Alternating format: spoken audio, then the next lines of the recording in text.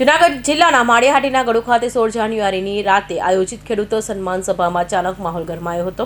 આ સભામાં આમ આદમી પાર્ટીના નેતા અને વિસાવદર ધારાસભ્ય ગોપાલ ઇટાલિયાએ સંબોધન કરી રહ્યા હતા। ત્યારે એક અજાણ્યા શખ્સ દ્વારા તેમના પર જથ્થું ફેંકવાનો પ્રયાસ કરાયો હતો। જોકે આ ઘટના બનતાની સાથે જ ત્યાં હાજર રહેલા જાગૃતના કાર્યકર્તા અને પોલીસ સ્ટાફે તાત્કાલિક હરકતમાં આવી જથ્થું કાઢનારી વ્યક્તિને દબોચી લીધી હતી।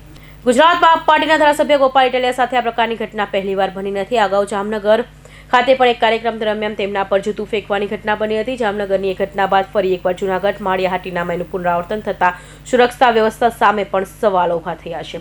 આમ આદમી પાર્ટીના સ્થાનિક નેતાઓએ ઘટનાને લોકશાહી પર હુમલો ગણાવી સખત શબ્દોમાં વખોડી કાઢ્યો છે।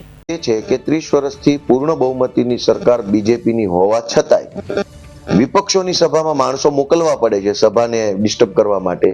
તો એ મને એવું લાગે છે કે ભાજપની સૌથી મોટી નિરાશા દેખાઈ આવે છે, એમાંથી હતાશા દેખાઈ આવે છે।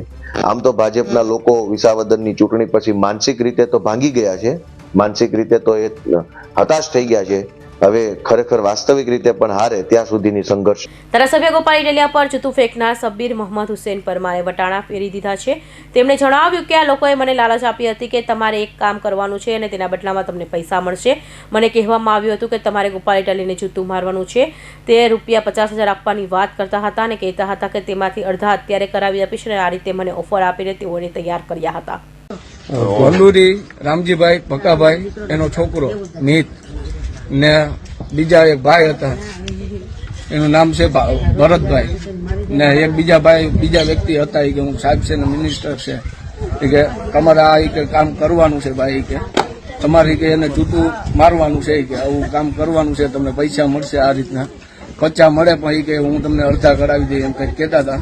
એ રીતના મને આ રીતના ઓફર ફેંકીને મને કરાવી। પૂરા નામ બોલ બધાને। ને મીત નામ છે, ખંડુરીનો મીત કરીને છે, રામજીભાઈનો છોકરો પક્કાભાઈનો મીત, ને એક બીજા બાપભાઈ રાજુભાઈ કરીને 4 વ્હીલ વાળા ભાઈ, ને એક બીજા ભાઈ હતા એનું મારું નામ પોલીસમાં કોણ હતો?